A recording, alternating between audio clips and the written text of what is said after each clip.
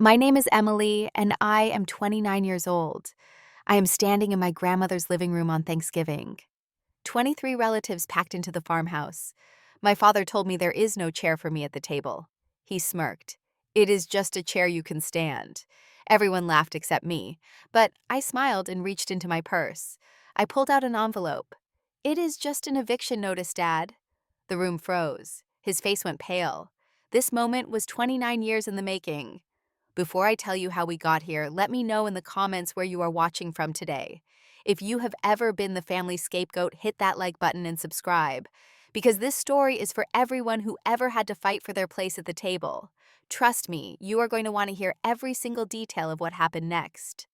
I grew up in a small town in rural Pennsylvania, the kind of place where everyone knows everyone and secrets are impossible to keep. Our family farmhouse was a three-story Victorian that had been in our family for 4 generations. My great-great-grandfather built it in 1892 with his own hands. The white paint on the wraparound porch had been touched up countless times over the decades, and the floorboards creaked in places that my grandmother said were the house talking to us. My father Richard was 58 years old now, the oldest son in his family, and he had always felt entitled to that property. In his mind, being the firstborn male meant everything would naturally come to him. He walked through life expecting things to be handed to him simply because of the order in which he was born. My mother left when I was 3 years old. I have no real memories of her, just photographs that my grandmother kept hidden in a drawer. She could not handle my father's controlling behavior, his need to dominate every conversation, every decision, every moment. One day she packed a small bag and walked out the front door. She never came back. My father told me she abandoned us because she was weak. He said I reminded him of her, and it was never meant as a compliment. I was raised by my father and my grandmother Eloise, who was 84 years old when she passed. Grandma was my safe haven, my protector, and the only source of unconditional love I ever knew. She would sneak me extra cookies when my father was not looking. She would brush my hair and tell me stories about the farmhouse, about the generations of strong women who had lived within its walls. She made me feel like I mattered, even when my father made me feel invisible. When I was 7 years old, my father remarried. Her name was Donna, and she came with a son from her previous marriage. His name was Kyle, and he was exactly my age. From the very first day they moved into the farmhouse, everything changed. Kyle became the golden child overnight. My father finally had a son to carry on the family name, even though Kyle was not actually related to him by blood. That did not matter. What mattered was that Kyle was a boy, and in my father's eyes, that made him more valuable than I could ever be. I became an afterthought, a reminder of his failed first marriage, a presence he tolerated rather than cherished. Growing up, Kyle got everything. New clothes for every school year while I wore hand-me-downs. The latest sports equipment while I made do with secondhand books from the library. Attention at dinner while I sat quietly hoping not to be noticed. My father would watch Kyle's baseball games with pride in his eyes. He never once attended my academic award ceremonies, even when I made honor roll every single semester. His comments were constant and cutting. "Kyle is going places," he would say. "Kyle has real potential." Then he would look at me with something close to disappointment. "You are just like your mother. Do not expect much from life." My grandmother saw everything. She witnessed every slight, every dismissal, every moment when my father chose Kyle over me. She could not change his behavior, but she quietly supported me in ways that kept me from breaking completely. Secret trips to the library became our ritual. She would drive me there on Saturday mornings and let me pick out as many books as I wanted. Hidden birthday presents appeared under my pillow when my father forgot to acknowledge my special day. Whispered encouragements in the hallway kept my spirit alive. "You are special, Emily," she would tell me when no one else was listening. "Do not let anyone tell you otherwise. One day you will understand how much you matter." I clung to her love like a lifeline because it was the only love I had. My father resented our bond. He tried to limit our time together, claiming that Grandma was spoiling me or turning me against him. The truth was that she was simply showing me what real love looked like, and that scared him because he knew he was incapable of providing it himself. I graduated high school with honors near the top of my class. I had earned a scholarship to Penn State through years of hard work and dedication to my studies. It was my ticket out of that house, away from my father's constant criticism, away from Kyle's smug superiority. My father did not attend my graduation ceremony. He was too busy, he said. Too busy attending Kyle's baseball game that happened to fall on the same day. I stood on that stage in my cap and gown, searching the crowd for his face, knowing I would not find it. But my grandmother was there. She sat in the front row with tears streaming down her cheeks, clapping harder than anyone else in the auditorium.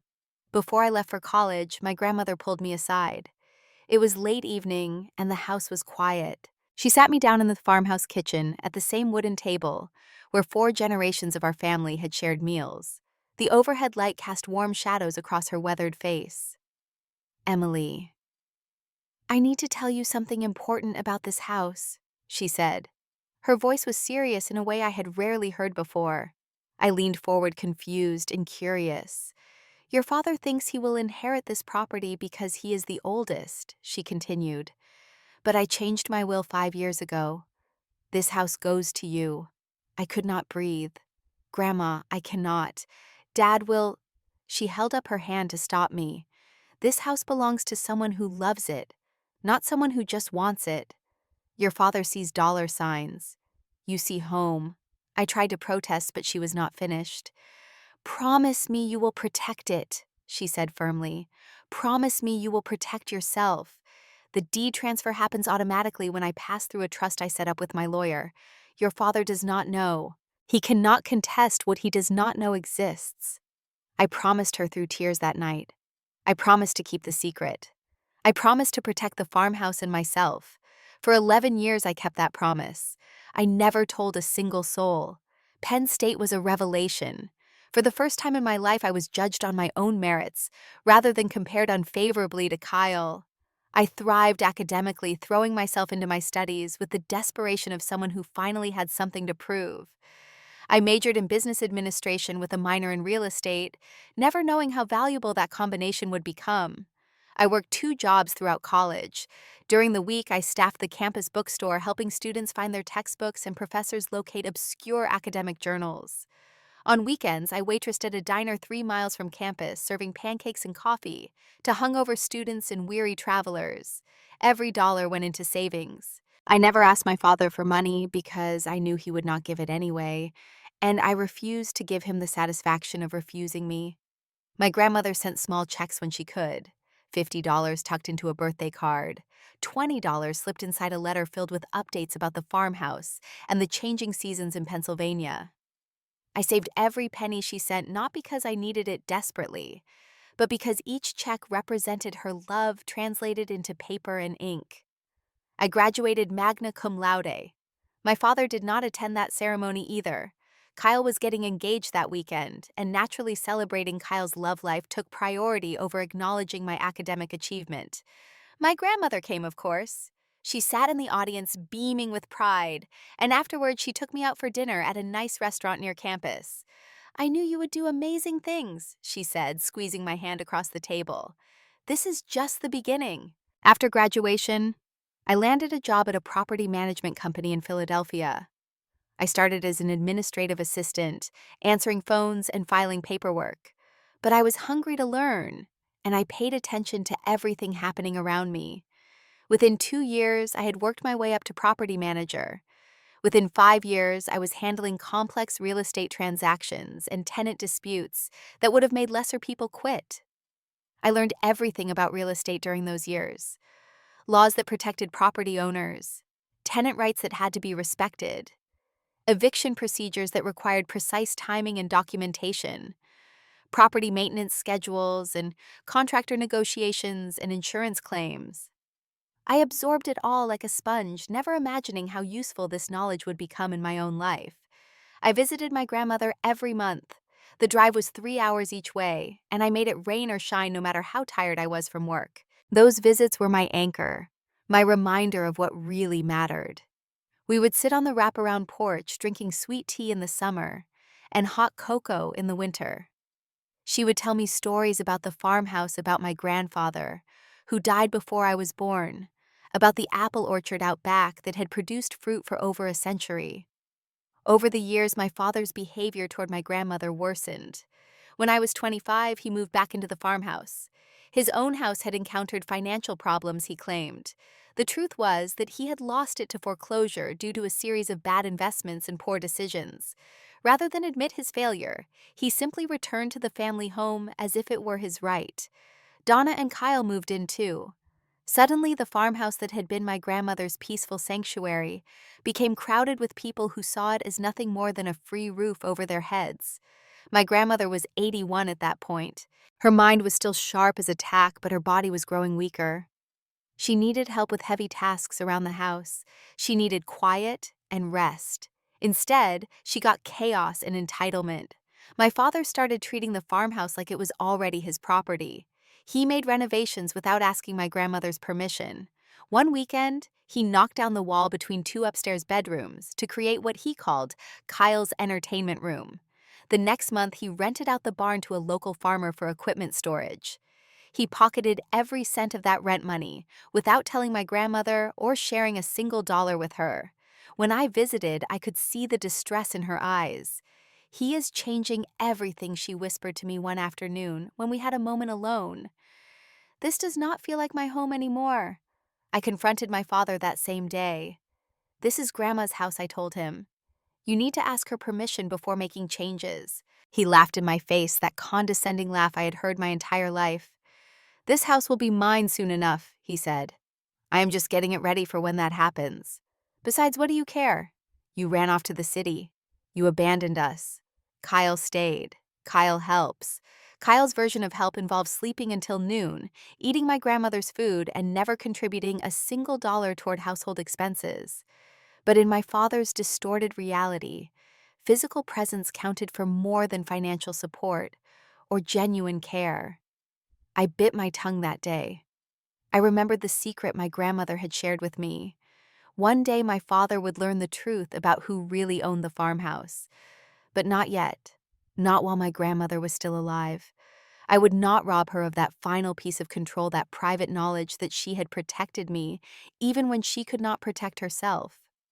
2 years ago, everything started to change. My grandmother's health began failing rapidly. The doctors diagnosed early-stage dementia followed by heart problems that required medication and monitoring. The vibrant woman who had always been my rock was fading before my eyes. I took family medical leave from my job and stayed at the farmhouse for 2 months straight. I cared for her, while my father and Donna claimed they were too busy to help. Kyle never lifted a finger, complaining instead that my presence disrupted his routine of doing absolutely nothing productive. I bathed my grandmother when she could not manage alone. I cooked her meals soft foods that were easy on her weakening digestive system. I managed her medications, setting up pill organizers and alarms to ensure she never missed a dose. I held her hand through the long nights when she was confused and frightened, not sure where she was or what year it was. During her lucid moments, she would squeeze my hand tight. "The papers are with my lawyer, Mr. Harrison, in town," she reminded me. "Everything is arranged. Do not let Richard bully you. You are stronger than you know." After 2 months, I had to return to Philadelphia. I could not lose my job entirely, and I needed the income to support myself. But I hired a part-time caregiver to help my grandmother during the day.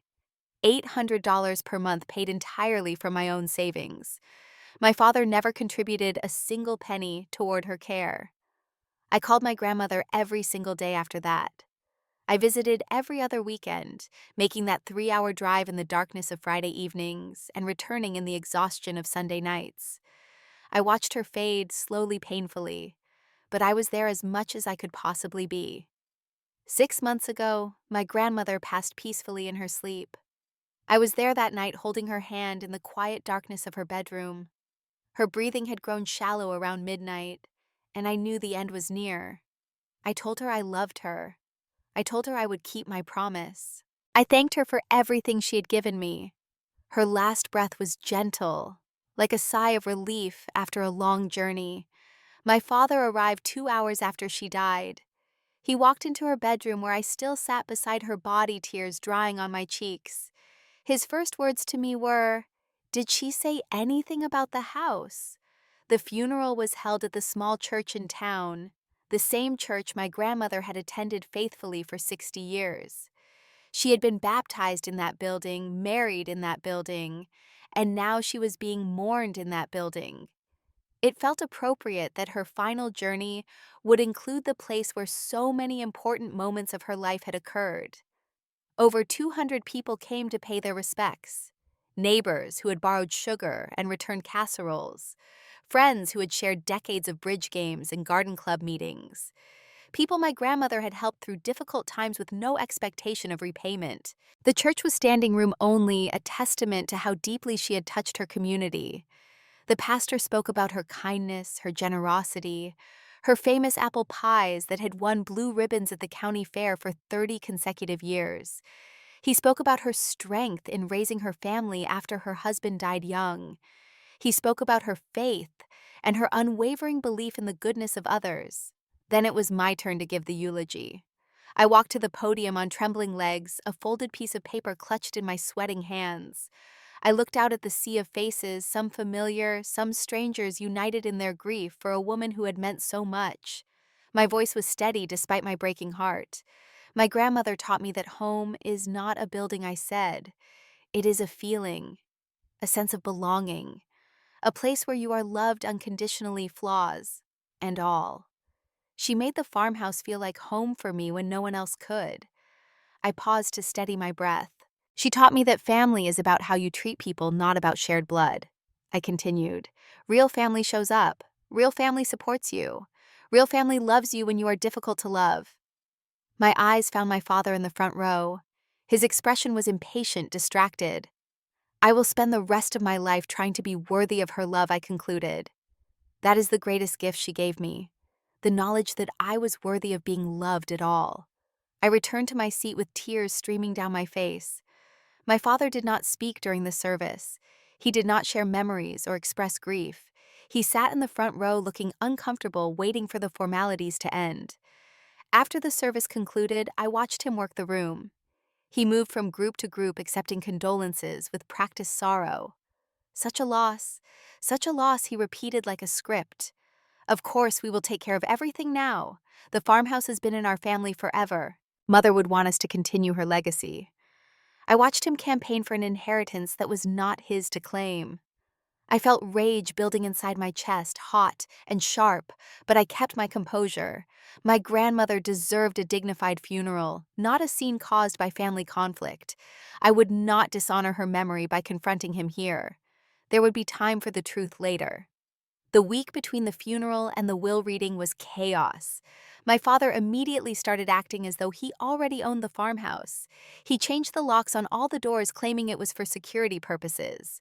When I asked for a key, he said he would get around to making copies eventually. He never did. He started calling contractors for major renovations. I heard through neighbors that he was planning to gut the kitchen, tear down the barn, and add a 3-car garage. Changes that would fundamentally alter the character of the property my great-great-grandfather had built. He told people in town that he was finally going to fix this old place up. He contacted a real estate agent to get a valuation just in case he decided to sell someday. The real estate agent, a woman named Martha, who had been friends with my grandmother for decades, called me immediately. Your father is already spending money he does not have. Martha warned me, told me he is putting in a pool next summer, acting like he won the lottery. I stayed quiet. I bided my time. I knew the will reading was scheduled for the following week. I knew my grandmother's lawyer, Mr. Harrison, had everything prepared exactly as she wanted. My father called me once during that week. You should come to the will reading, he said. Show some respect for your grandmother. I said I would be there. Not that there is much for you, he added. Grandma knew I would take care of things. She always planned for me to have the house. She told me so many times. She never told him any such thing. But my father had always been skilled at rewriting history to match his desires. The will reading took place in Mr. Harrison's law office downtown. It was a small conference room with wood-paneled walls and leather chairs that had seen decades of family disputes and legal negotiations. A rectangular table dominated the center of the room, polished mahogany, reflecting the overhead lights. Present were myself, my father, Donna Kyle, and Mr. Harrison. My father had positioned himself at the head of the table as though he were running the meeting. He was already talking about his plans for the property before Mr. Harrison even opened his briefcase. I sat quietly in the corner, hands folded in my lap, heart pounding against my ribs.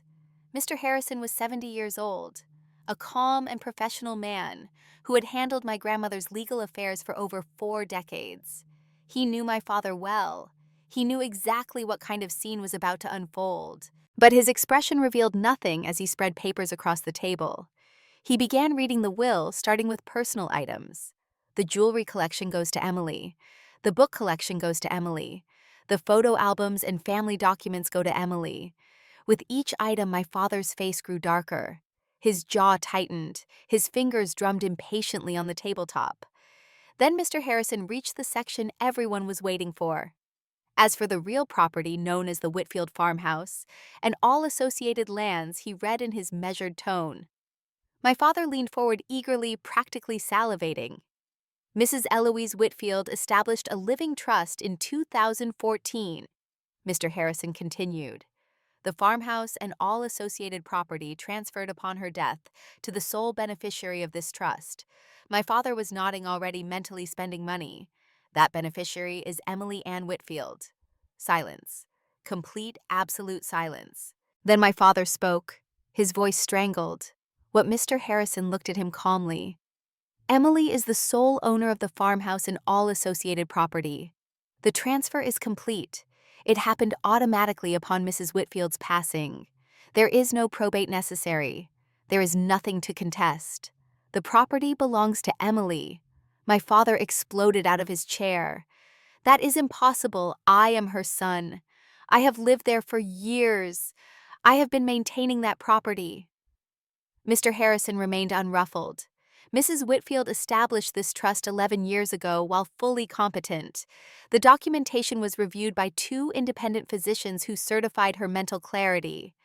The trust was witnessed by 3 attorneys, including myself. It is ironclad and cannot be contested under Pennsylvania law. This is fraud. My father was screaming now. She was senile when she made this. Someone manipulated her. Emily must have... Mr. Harrison cut him off. I would advise you to be very careful about the accusations you make, Richard. Mrs. Whitfield was completely lucid when she created this trust. She explained her reasons to me in detail. Those reasons are documented and would be admissible in any court proceeding you might be foolish enough to initiate. My father turned to me with pure hatred burning in his eyes. You did this. I met his gaze without flinching. Grandma made her choice 11 years ago, before you moved back into the farmhouse, before any of this. She saw who you really are, Dad. That is why she did it. The meeting devolved into chaos. My father screamed at Mr. Harrison at me at the walls. Donna joined in, her voice shrill and accusatory. Kyle sat stunned, his comfortable free-ride lifestyle suddenly threatened. In the parking lot afterward, my father continued his tirade. He grabbed my arm hard, his fingers digging into my flesh with enough force to leave bruises. I will fight this, he hissed. I will take you to court. I will prove you manipulated a dying old woman. I pulled my arm free. You will lose, and you will waste whatever money you have left on lawyers who will tell you exactly what Mr. Harrison just said. Grandma's lawyer made sure of that. I looked him directly in the eyes. You have 60 days to find somewhere else to live. That is more notice than you deserve. I got in my car and drove away, leaving him standing in the parking lot with his rage and his disbelief. My hands were shaking the entire drive home. But I also felt something new, something I had never experienced in my father's presence before. Power. For the first time in 29 years, I held the cards. My father refused to accept reality. Despite the legal documents, despite Mr. Harrison's explanation, despite the absolute clarity of the situation, he continued living in the farmhouse as though nothing had changed. He changed the locks again, installing new deadbolts that I did not have keys for. He continued making plans for renovations he had no right to make. Then he started selling my grandmother's belongings. Furniture that had been in the family for generations appeared on Facebook Marketplace. Antique chairs that my great-grandmother had brought from Ireland. A dining room table where 5 generations had shared holiday meals. Silverware that my grandmother had polished every Sunday morning for as long as I could remember. I found out when Martha, my grandmother's friend, sent me screenshots. Saw these posted, she wrote. Thought you should know. The prices were insulting. $50 for a hand-carved rocking chair worth thousands. $30 for a set of crystal glasses that had survived 2 world wars. My father was liquidating my grandmother's legacy for pocket change, either out of spite or desperation, probably both. I documented everything. Screenshots with timestamps. Police reports for theft of property that legally belonged to me. My father claimed the items were gifts given to him over the years, but he had no proof, and neither did I. The small-town police did not want to get involved in what they called a family matter. When selling her belongings was not enough, my father began damaging the property itself. Holes appeared in the walls. An antique window mysteriously shattered. The basement flooded after someone left a garden hose running for 3 days straight. If he could not have the farmhouse, he was determined to destroy it. I documented everything. Photographs with dates and times, videos showing the damage, written reports filed with local authorities. Building my case piece by piece. My father weaponized the extended family against me. He called aunts and uncles and cousins with his version of events, painting himself as the victim and me as the villain. Emily manipulated Mom when she was dying, he told them. Emily is throwing us out on the street. Emily never cared about family-only money. My phone started ringing with angry calls from relatives I had not heard from in years. Aunt Patricia. How could you do this to your father, Uncle Robert? That house should stay with Richard. He is the oldest son. Cousin Tammy. You are tearing this family apart. No one asked for my side of the story. No one remembered how my father had treated me growing up.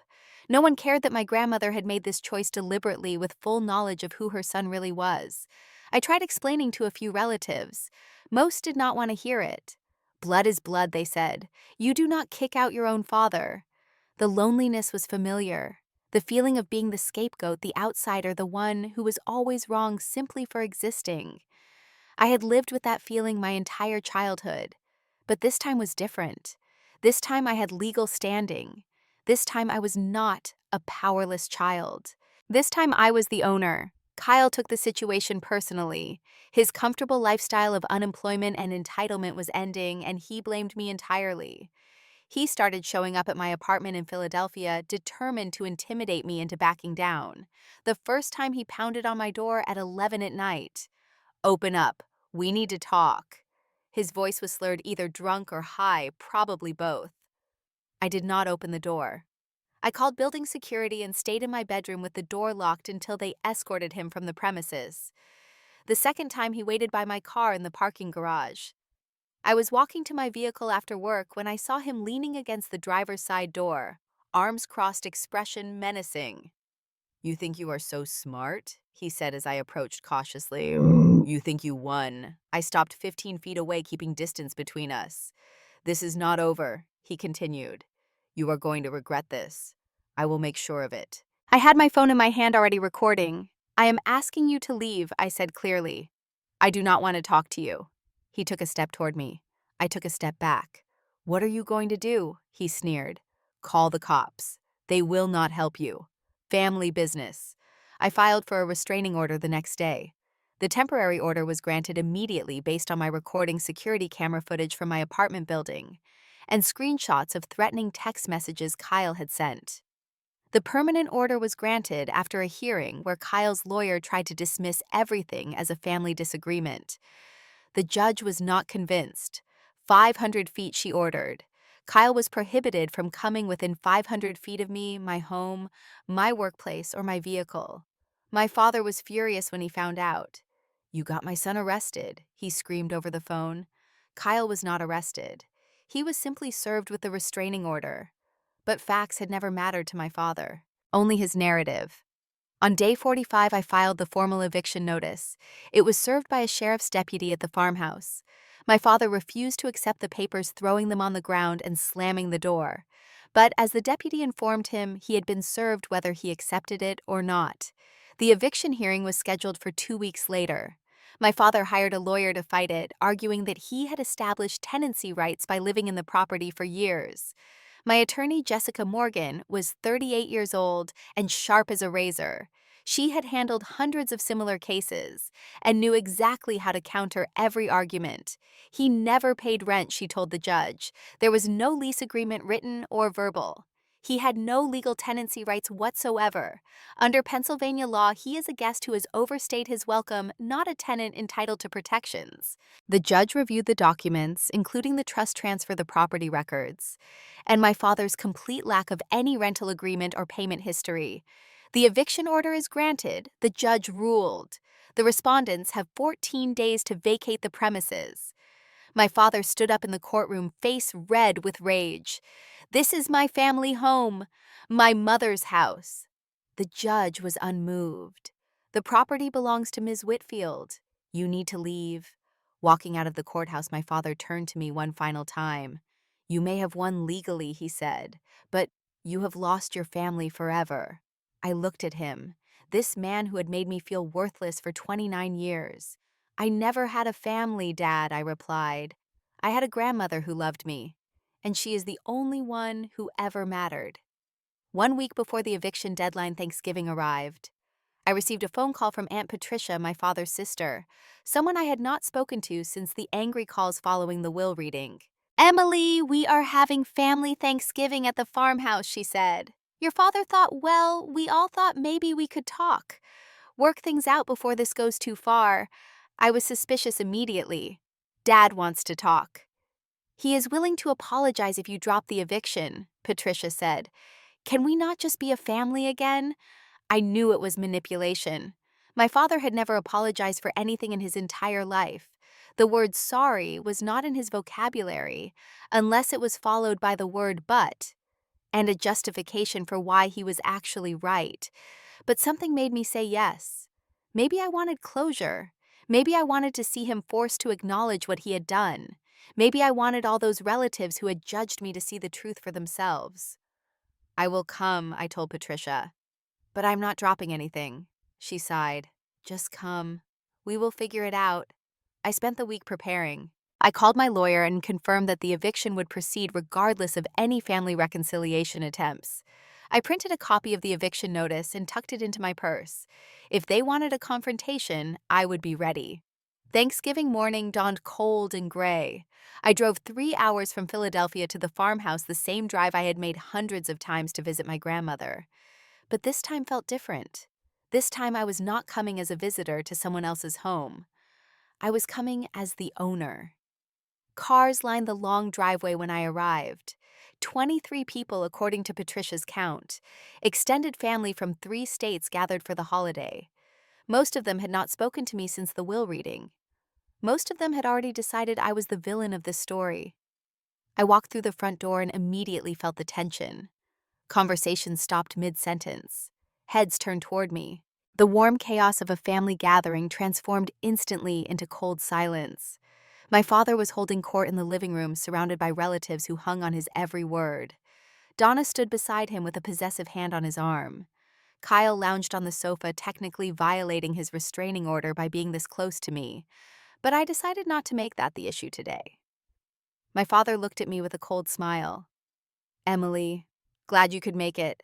I said nothing. We saved you a seat at the table, he continued, his smile widening. Oh, wait. No, we did not. Laughter rippled through his supporters.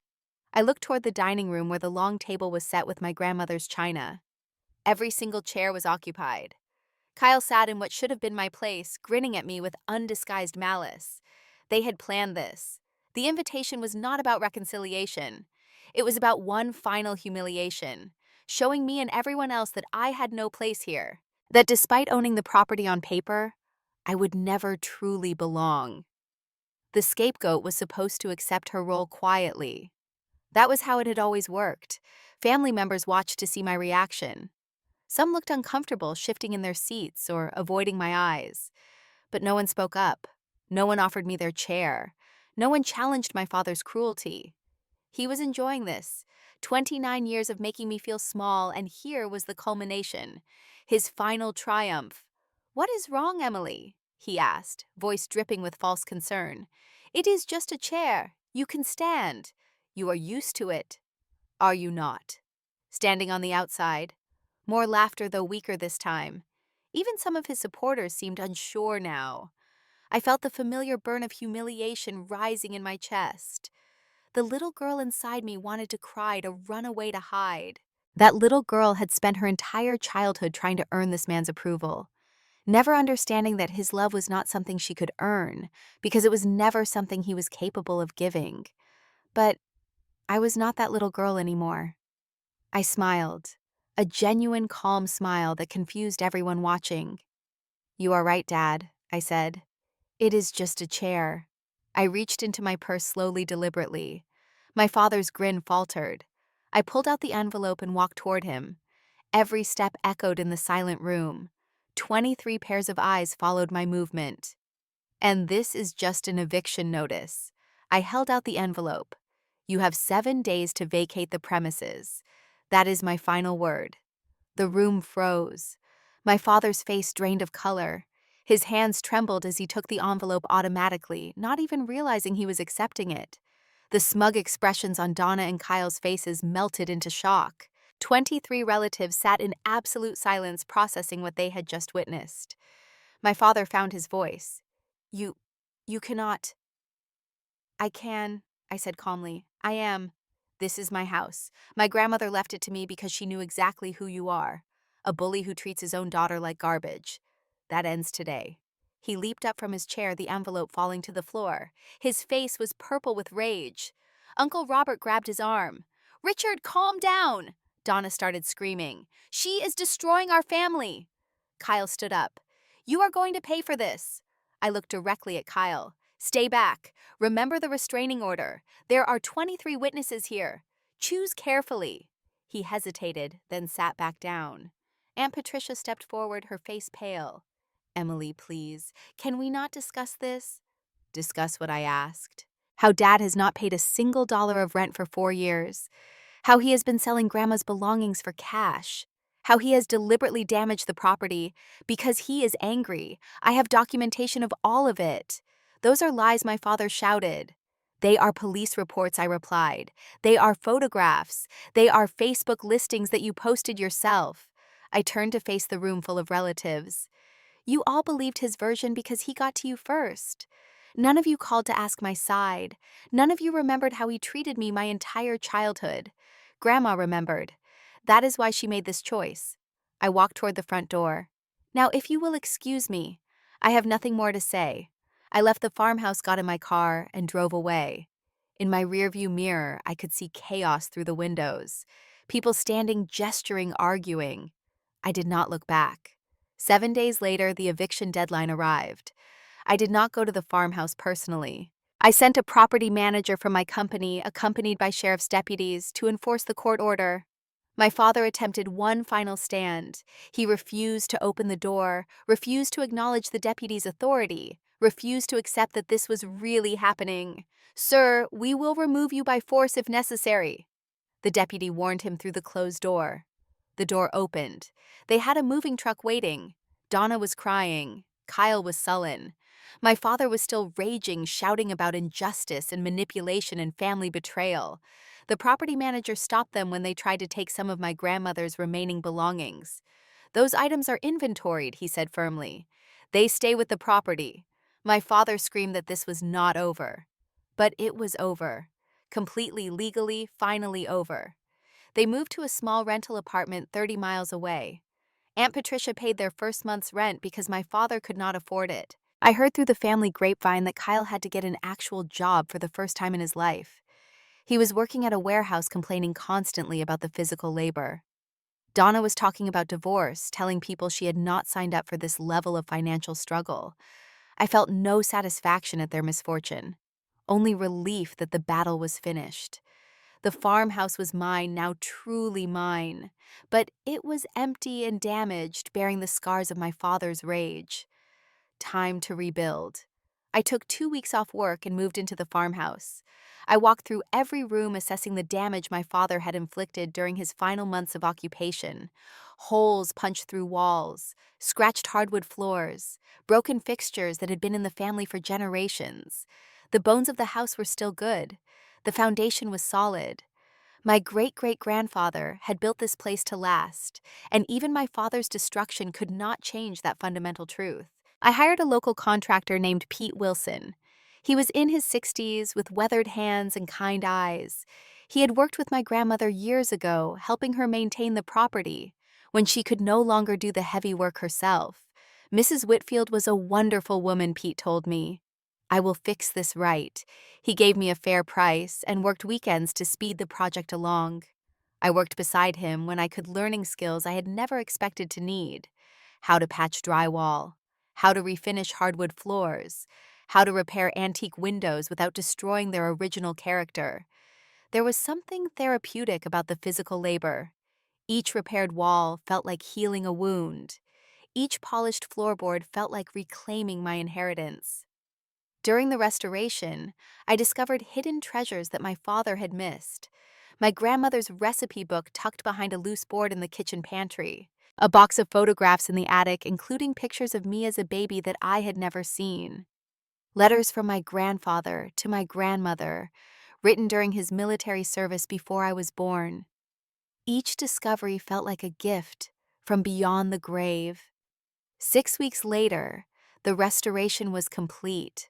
The farmhouse was not exactly as my grandmother had kept it, but it honored her spirit. Modern updates where needed for safety and comfort. Original character preserved everywhere possible. I stood in the living room where my father had mocked me on Thanksgiving, the room where I had handed him the eviction notice, the room where 23 relatives had watched me finally stand up for myself. I kept my promise, Grandma. I whispered to the empty room. I protected it. As the months passed, something unexpected happened. Some of my relatives began reaching out. Aunt Patricia called first. "Emily, I owe you an apology," she said. "I believed Richard without questioning. That was wrong." She paused, gathering her thoughts. "Your grandmother told me things over the years, how Richard treated you, how he blamed you for your mother leaving. She worried about you constantly, made me promise to check on you. I did not keep that promise. I am sorry." I asked what else my grandmother had told her. Patricia said that my grandmother had seen through my father for decades. She had hoped he would change, hoped that becoming a father would mature him. Instead, he had become worse. The favoritism toward Kyle, the cruelty toward me, the entitlement and greed. My grandmother had watched it all with growing despair. I appreciated the apology. I accepted it cautiously. It did not mean instant reconciliation, but it opened a door. Cousin Tammy visited unexpectedly one weekend. She stood on my porch looking uncomfortable, holding a pie that was clearly store-bought. "I was a jerk to you," she said. "I am sorry. I did not know the whole story. Kyle and Uncle Richard made it seem like you were the bad guy." She had talked to some of my grandmother's friends, she explained. They had told her the truth. How I had taken care of my grandmother at the end while my father never visited. How I had paid for her care out of my own pocket. How I had been there holding her hand when she passed. "I should have asked you first," Tammy said. "I was wrong. I found forgiveness easier than I expected. Not for their sake, but for my own peace." Even Uncle Robert eventually apologized. "I was old-fashioned," he admitted. "Thought the son should inherit. But Eloise knew what she was doing. She always did. Richard does not deserve that house. You do." Not everyone came around. Some relatives remained firmly in my father's camp, convinced that I had somehow manipulated an elderly woman. I accepted that some relationships would never be repaired. 9 months after the eviction, I received an unexpected visitor. My father stood on the farmhouse porch alone. He looked older than I remembered, thinner, defeated. I almost did not open the door, but curiosity won. "Can we talk?" he asked. I stood in the doorway without inviting him in. "Say what you came to say." His voice cracked. "Donna left me, took Kyle with her. They moved to Florida. I am alone." I waited, saying nothing. "I lost everything. The apartment, my savings, my family." His eyes were wet, something I had never seen before. "I have nowhere to go." I felt nothing. No satisfaction, no pity, just emptiness. "I am asking you," he continued. "I am begging you. Let me come home. This is where I grew up. This is where my mother died. I know I was wrong. I know I treated you badly, but I am your father. Does that not mean anything? I took a breath before responding. You are right. You treated me badly. My entire life. You made me feel worthless. You chose Kyle over me every single time. You never once told me you were proud of me. You grabbed my arm hard enough to leave bruises. He flinched but did not interrupt.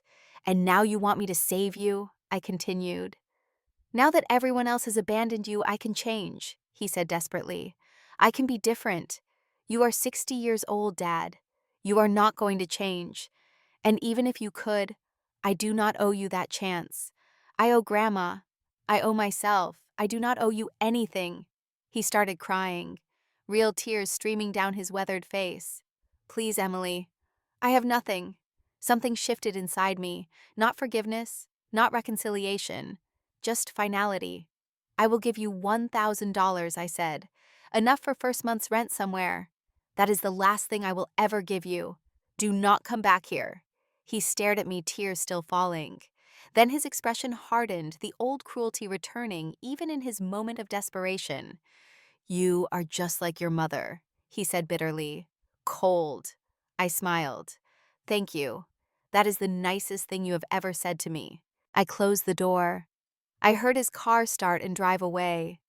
I stood in the hallway of my grandmother's farmhouse, feeling peace wash over me. It was finally, truly over. 2 years have passed since that Thanksgiving confrontation. It seems like another lifetime. I made a decision after everything settled. I left my job in Philadelphia and moved to the farmhouse permanently. The 3-hour drive that had once defined my visits to my grandmother became unnecessary. I was finally home. I started my own business, Whitfield Property Consulting.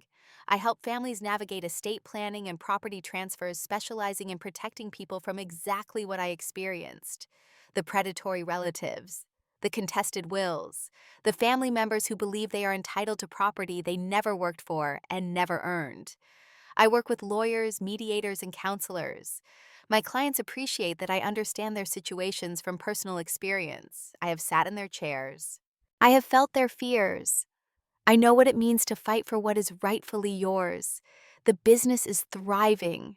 Word of mouth spread quickly in a region where family property disputes are common and rarely handled well.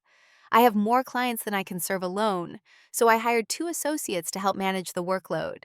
I converted my grandmother's old sewing room into a home office. Her antique sewing machine still sits in the corner, a reminder of the woman who made this life possible. Through the window, I can see the apple orchard she tended for decades, the same view she loved. My morning routine now mirrors hers.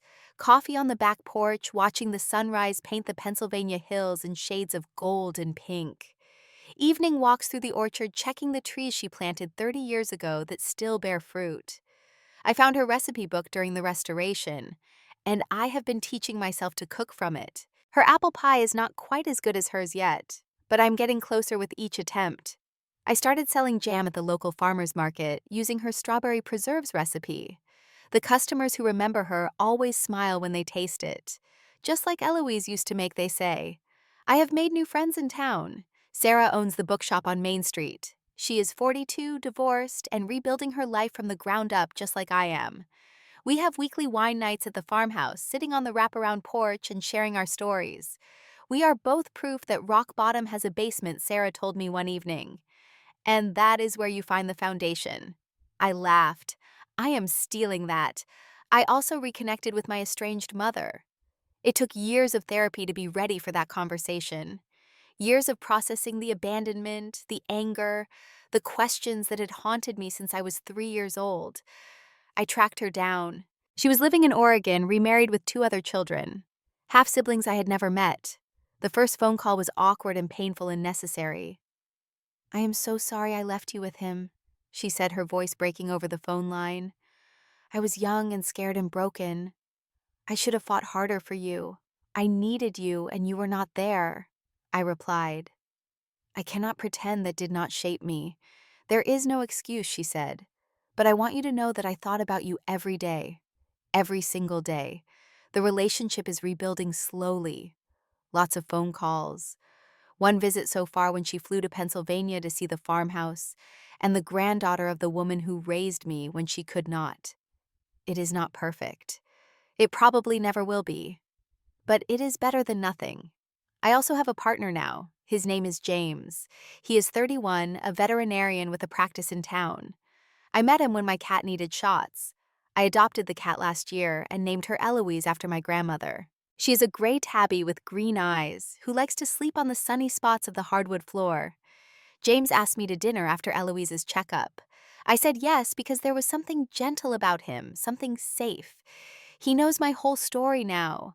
The childhood neglect, the favoritism toward Kyle, the eviction and the family fallout. He accepts all of it without judgment. Your past made you who you are, he told me one night as we sat on the porch watching fireflies. And I like who you are.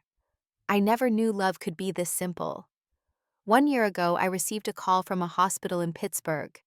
My father had suffered a heart attack. Not life-threatening, but serious. I debated for 2 days whether to visit. Part of me wanted to let him face his consequences alone. Part of me needed to see him one more time. I drove to Pittsburgh and found him in a hospital room alone. No Donna, no Kyle, no relatives at his bedside. Just monitors beeping and fluorescent lights humming. He looked small in that hospital bed, diminished in a way I had never seen before. "You came," he said when he saw me in the doorway. I do not know why I replied honestly. I sat in the chair by the window. We were silent for a long time. "I was wrong," he finally said. "About everything." I waited. "I do not expect forgiveness," he continued. "I do not deserve it. But I want you to know that I see it now. What I did. Who I was." I listened without interrupting. "Your grandmother was right to give you the house," he said. "You are the only one who ever really loved it. I just wanted to sell it, use the money. You wanted to preserve it, protect it. She saw that. She saw you. I felt tears I had not expected. Not forgiveness, not reconciliation. Just acknowledgement. After 29 years, acknowledgement. Thank you for saying that, Dad," I said. "It does not fix anything, but it helps." I left the hospital and drove home. My father recovered. He lives in assisted living now. We exchange cards on holidays. That is enough. More than I ever expected. Present day. I am sitting on the back porch of my grandmother's farmhouse, watching autumn leaves fall from the apple trees. The air smells like wood smoke and ripe fruit, and the particular sweetness of a Pennsylvania October. 2 years since that Thanksgiving confrontation. 2 years since I handed my father an eviction notice and watched the entire room freeze. 2 years since I finally stopped accepting the role of the family scapegoat. I think about what I learned through all of this. Your worth is not determined by how your family treats you. My father made me feel invisible for 29 years. I internalized that judgment, believed I was somehow less valuable than Kyle, less worthy of love and attention. But my grandmother saw my worth even when I could not see it myself. She bet her entire legacy on me. That was how much she believed. I had to learn to believe it too. Setting boundaries is not cruel. It is necessary. For years, I tried to earn my father's approval through compliance. I stayed quiet. I did not make waves. I accepted mistreatment as the price of belonging. When I finally said enough, everyone called me the villain. But protecting yourself is not villainy. It is survival. The people who truly love you will respect your boundaries. The people who do not were never really on your side. Inheritance is not just about money or property. My grandmother left me a farmhouse, yes. But more importantly, she left me her belief in my worth. Her recipes, her photographs, her stories passed down through friends and neighbors who remember her kindness. Her example of how to love someone unconditionally.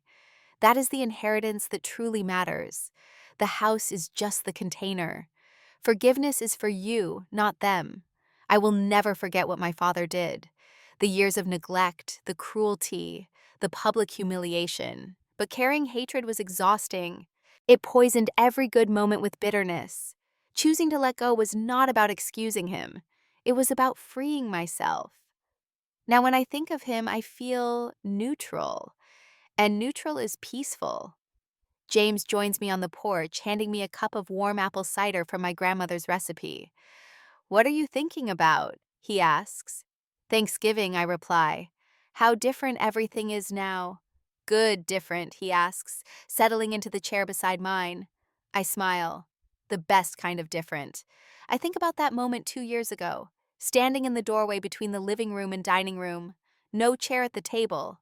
My father smirking, the family laughing. I could have crumbled. I could have walked away in shame. I could have accepted my role as the outsider, the unwanted one, the daughter who was never enough. Instead, I walked away with power. Sometimes the best revenge is not loud or dramatic.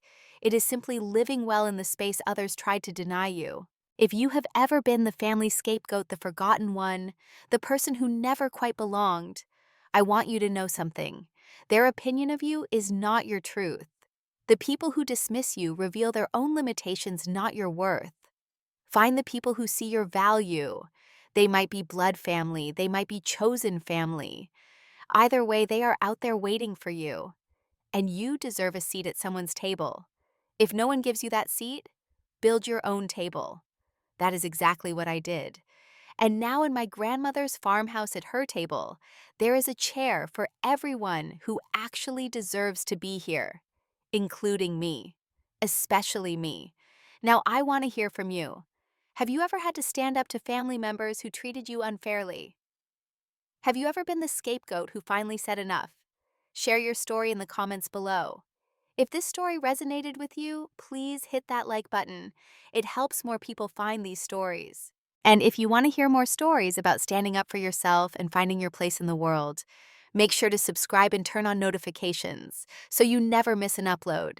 Share this video with someone who needs to hear that their worth is not determined by how others treat them. Thank you for watching. Thank you for being part of this community. And remember, you deserve a seat at the table. If no one offers you one, build your own. Take care of yourself. I will see you in the next story.